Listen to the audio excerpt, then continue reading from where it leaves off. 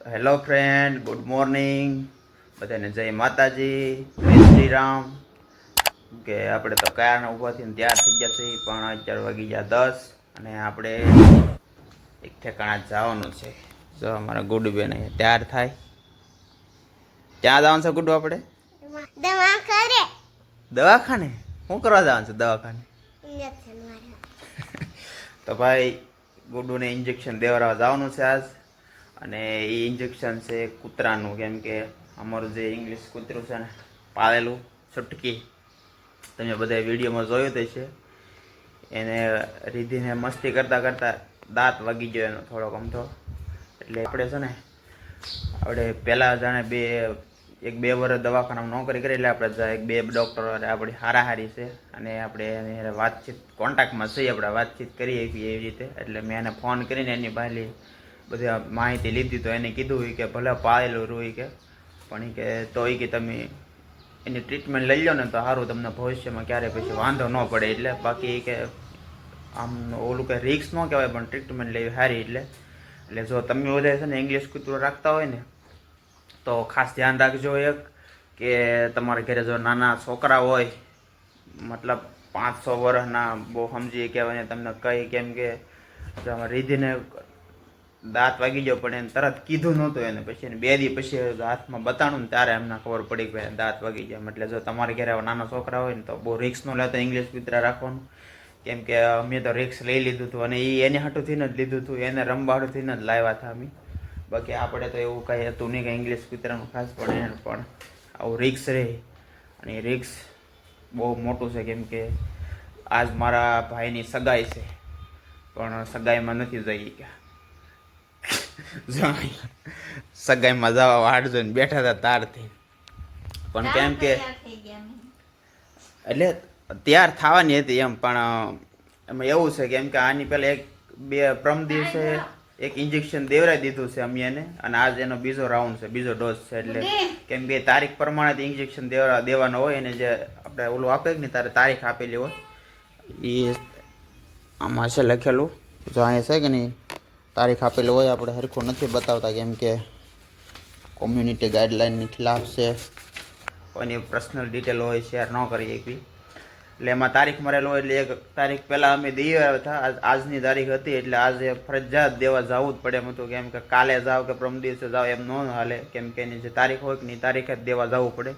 એટલે આજ આપણા ભાઈની સગાઈ છે, એટલે આપણે સગાઈમાં નથી જઈ શક્યા, કેમ કે ઇન્જેક્શન દેવડાવવું જરૂરી છે. ડૉક્ટરે મને પહેલાં જ કીધું હતું કે તું એ ટ્રીટમેન્ટ લઈ લેજે, તારા માટે ને છોકરી માટે ભવિષ્યમાં બેસ્ટ રહે, કેમ કે હું રિક્સ ન લેતા. એમ ભલે કયું નથી, એમ તો નખરા કરતાં કરતાં દાંત જ વાગી ગયો છે, પણ તોય તે ઇન્જેક્શન લેવું જરૂરી છે એમ.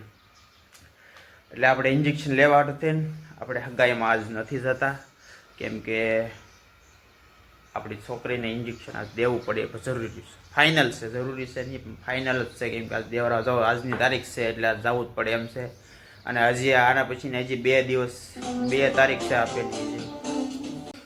તો તમારે જો ઘરમાં કૂતરું પાળવું કે ન પાળવું, તો એના માટે તો હું તમને ખાસ એમ કહી કે તમારા ઘરે જો નાના છોકરા હોય ને તો તમે ન પાળો તો તમારા માટે સારું છે. બાકી પાળો તોય કંઈ વાંધો નથી, કેમ કે જો અમુક શાંત કૂતરા હોય ને એ પાળો તો સારું, વાંધો નથી. કેમ કે જો અમારે જે કૂતરું છે ને એ બહુ મસ્તીખોર છે, મતલબ કે એને આખો દિવસ એને મસ્તી કરવા જોવે, એ શાંતિથી બેહી રહે એવું નહીં. એને હારે કોક દોડવા વાળું, એને નખરા કરે એવું કોક વ્યક્તિ જોવે, તો એવું તો અમારે તો અમે તો આખો દી, હું તો સીવતો એટલે મારી પાસે ટાઈમ ન હોય, પણ અમારા ગુડુબેન જો એની પાસે આખો દી ટાઈમ હોય, એટલે એ આખો દી એને દોડ્યા કરે ને આખો દી નખરા કર્યા કરે. પણ એને કોને ખબર હોય કે નખરા કરતાં કરતાં એનો દાંત જરાક હું તો હાથે અડી ગયો, એને આમ બહુ કઈડ્યું નથી, એનો ખાલી એક જ દાંત આમ તો ખાલી સહેજ આમ તો અડી ગયો અંદર.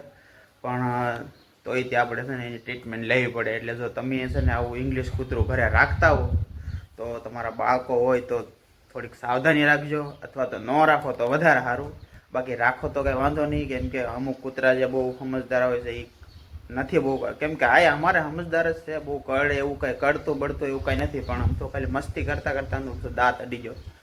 પણ બાળકો નાના ઘરે હોય તો થોડુંક ધ્યાન રાખવું જરૂરી છે, અને ન રાખો તો બાળકો હોય ને ન ઘરે રાખો તો વધારે સારું. બાકી રાખો તો કંઈ વાંધો નથી, રાખીએ કંઈ એવું કંઈ છે નહીં કે બાળકો ન રાખીએ કંઈ, પણ થોડુંક સાવધાની રાખવી પડે, થોડુંક ધ્યાન રાખવું પડે, કેમ કે નકર પછી આપણા બાળકને જો અમારે આવું, કેમ કે અમે આની પહેલાં કઈ દિવસ આવું ઇંગ્લિશ કૂતરું પાયું નથી, પણ આજ પહેલી વખત લાવ્યા હતા અમે. રિક્સ તમે ન લો તો સારું, કેમ કે અમુક ઘણા એ કૂતરા આવે છે જે શાંત હોય છે, એને એવું મસ્તી કરવી એવું નહીં, તમે શાંતિથી ઘેરે રાખો ને એટલે ખાઈ લે, પી લે, શાંતિથી બેસી રહે, અને તમે બહાર આટો મારવા લઈ જાઓ તો શાંતિથી આટો મારીને પાછો વહી આવે. પણ જે અમારે છે ને એ ટાઈપનું કૂતરું નથી, કેમ કે એ મસ્તી હોય અને આખો દિવસ મસ્તી કરવા જોઈએ. તમને આગળ હું બતાવું જોઈએ, હું એટલી વાત આવી કે નહીં એટલે તરત જ ભાવી જાય એટલે તરત જ મસ્તી કરવા મળશે. જો અને હુતી છે, જો ક્યાંક સાવે, જો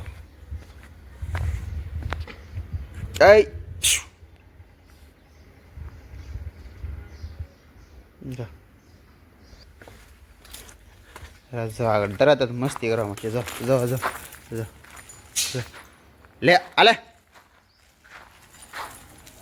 જો એને આખો દિવસ બસ આવી રીતે દોડવાનું અને આવી રીતે મસ્તી કરવાની ટૂંકમાં. અરે બે જા, બે જા, જો આવી રીતે એને ટૂંકમાં મસ્તી કરવા જોવે, અને જો કેક કરવી કે એટલે તરત આપણે મસ્તી કરવા મળે. એટલે એવી જ રીતે મસ્તી જ કરતો હતો, એમ મસ્તી કરતાં કરતાં દાંત વાગી જશે અમારું ગુડીને. બાકી કડતો બળતો નથી કોઈને, એકદમ ખાઈ પીને રેંબા કરે આખો દી, કડવાનું બળવાનું એવું કાંઈ નથી ખબર પડતી, પણ એને જો મસ્તી કરવા માટે જોવે ટૂંકમાં થોડી થોડી. એટલે અમે પછી એવું નક્કી કર્યું છે કે ભાઈ આવું રિક્સ હવે આપણે લેવું નથી, અને આપણે આપણા ભાઈબંધ પાસેથી લાવ્યા હતા એટલે આપણે એને પાછો એને આપી દેવું એને, કેમ કે બહુ મારે હવે રિક્સ નથી લેવું, કેમ કે એક તો મારે એક હાથખોટ ને એક છોકરી છે, અને એમાંય પાછું આવું રિક્સ, એટલે આવું રિક્સ નથી લેવું. આપણે પાછું મૂકી આવીશું, એનો આપણે વિડીયો અલગથી બનાવીશું 2 દિવસ પછી, અને પાછું આપણે જવાનું છે મૂકવા. એટલે પણ અત્યારે પહેલાં અમારું ગુડુબેન તૈયાર થઈ જશે, આવી ગયા છે, એટલે પહેલાં ઇન્જેક્શન દેવરાઈ આવી કા. જો જો આગળ જોઈને તરત જ તે મસ્તી કરવાનું છે. જો જો જો જો જો આમ આમ કરતાં કરતાં છે ને દાંત અડી જાવ અમારું ગુડીને કા. બાકી કઈડ્યું નથી, પણ આમ આવી રીતે નખરા કરતાં કરતાં દાંત અડી ગયો. એટલે હવે આપણે ઇન્જેક્શન દેવરાવી પહેલાં ગુડુબેનનું, પછી પાછા તમે વિડીયોમાં બનાવી રહ્યો, પછી મળી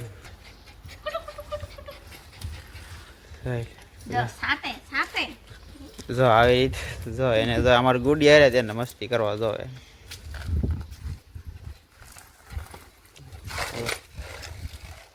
એટલે ટૂંકમાં છે ને આ શાંતિથી બે એવું નથી. જો જો જો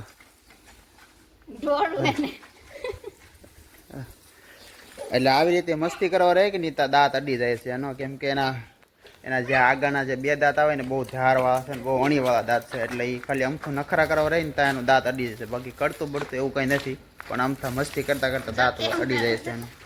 પણ ડૉક્ટરે તોય એવું જ કીધું છે કે તમારે અમથો ખાલી ભલે એનો દાઢ અડે ને તોય તમારે એની ટ્રીટમેન્ટ લેવી જ પડે, ફરજિયાત છે, કેમ કે પછી તમને ભવિષ્યમાં ખતરો રહે. એટલે આપણે એવો રિક્સ આપણે નથી લેવો. એટલે આપણે હવે છે ને જલ્દી મોડું નથી કરતા, અને 10 સાડા 10 થઈ ગયા છે, દવાખાનાનો ટાઈમ થઈ ગયો છે, અને આપણને 10 થી 11ના ગાળામાં ડૉક્ટરે કીધું હતું તમે બીજો ડોઝ લઈ જજો. એટલે હવે જઈએ દવાખાને.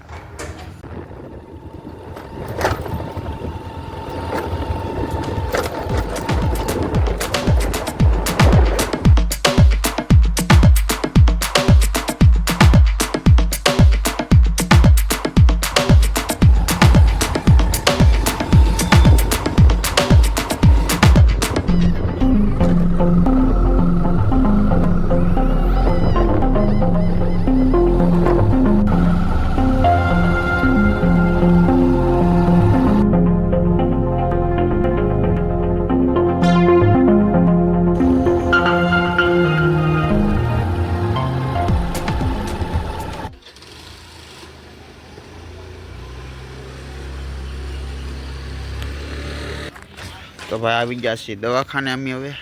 હવે પહેલાં ઇન્જેક્શન દઈ દઈએ કા. તો હવે અમારા રીતિબેનનું ઇન્જેક્શન દેવાઈ ગયું કા, દેવાઈ ગયું, દઈ દીધું ઇન્જેક્શન. હવે જઈ કાઢે આવે